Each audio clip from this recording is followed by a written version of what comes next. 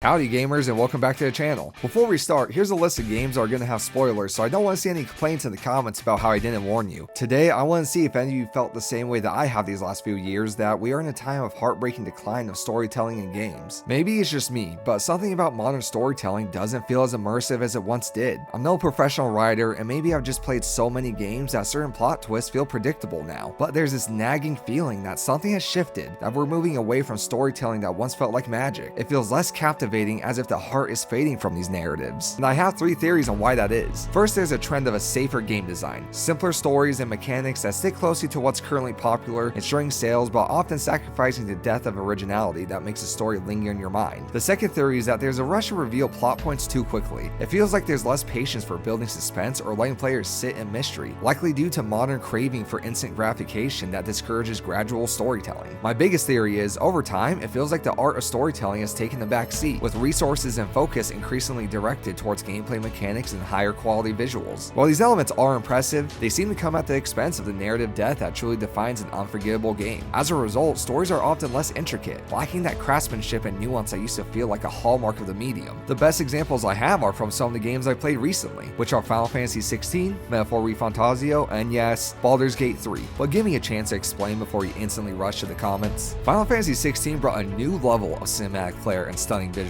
to the series, setting a high bar for action sequences and overall aesthetic appeal. However, while it captivated visually, the story didn't feel as fresh or original, and those important missing aspects are the reason why people go to play Final Fantasy games. Its plot echoed Final Fantasy XV themes, another protagonist grappling with a stolen kingdom. The biggest twist he tried to put on this game is how much more dark and grittier the world was, but then failed at many moments to prove this. For example, the moment where Jill gets captured and is about to be executed, Torgal randomly gains a new power to save her. At this point in the game, you've known Jill long enough that her death would be extremely impactful, like how the death of Aeris was in Final Fantasy VII. Let's picture the scene again. Clive is rushing to save Jill, and as he opens the door, her head is already on the floor. Imagine the shock that would bring to the players. That scene would match the Game of Thrones themes I believe they were going for so much better. Additionally, the characters often felt somewhat unremarkable, lacking the quirkiness or depth that typically makes a Final Fantasy cast memorable. The companions were few and basically stuck to a stereotype. Jill, childhood friend, romantic interest; Joshua, brother complex; Torgal, dog. I felt like they never broke out from those shells the entire game, and that's a shame since Final Fantasy has some of the most memorable characters in video game history. Looking at Final Fantasy X, all those characters were unique in their own way. Wakka with his island time surfer dude chillness, Auron's edgy angry stepdad, or goth baddie Lulu. I haven't played that game since the remastered edition came out, and they still stick with me. With Metaphor ReFantazio, the biggest disappointment I have is how they gradually got complacent with introducing new companions. It had a promising start but became a letdown. Initially, the writing was gripping, especially with Stroll's powerful awakening where he faces the man responsible for destroying his village and killing his parents. This scene felt intense as he passionately vows vengeance to the dead as they cheer for him. Then there came characters like Basilio. Despite witnessing his brother's death, his awakening was oddly delayed and anticlimactic, with no emotional weight or significant visuals, making it feel more like a rushed edition rather than impactful character arc. He literally just stage left and, well,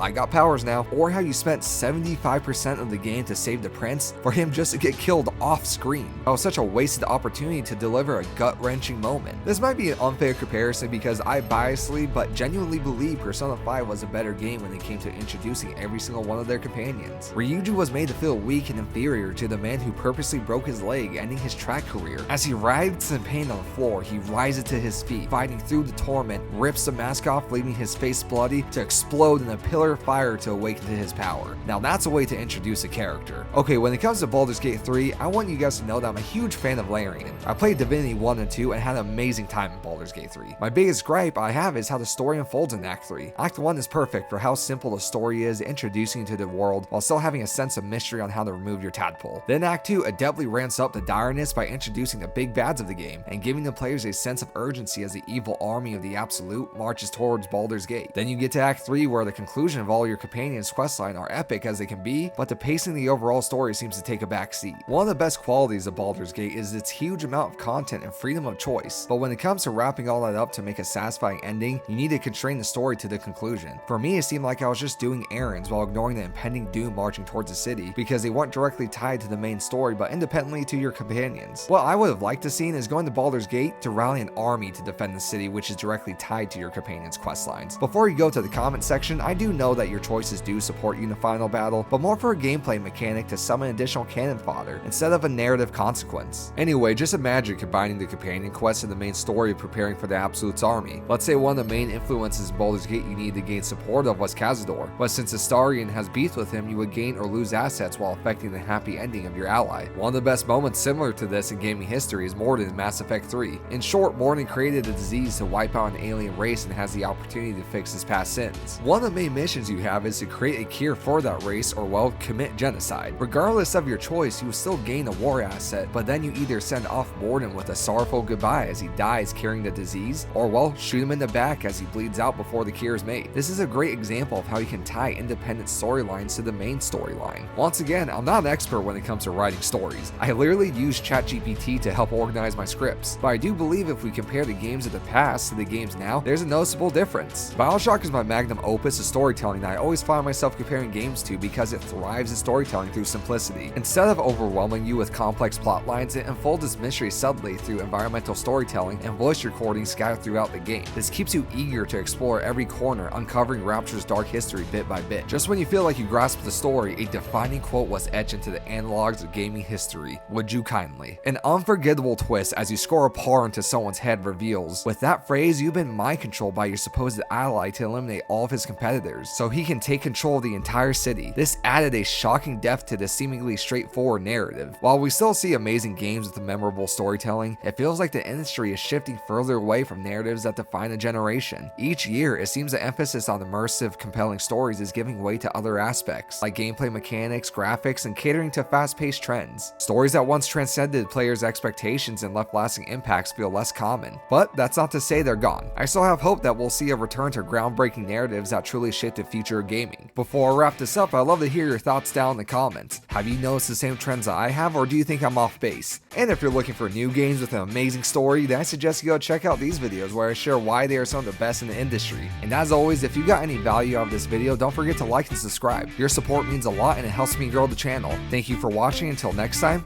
game on.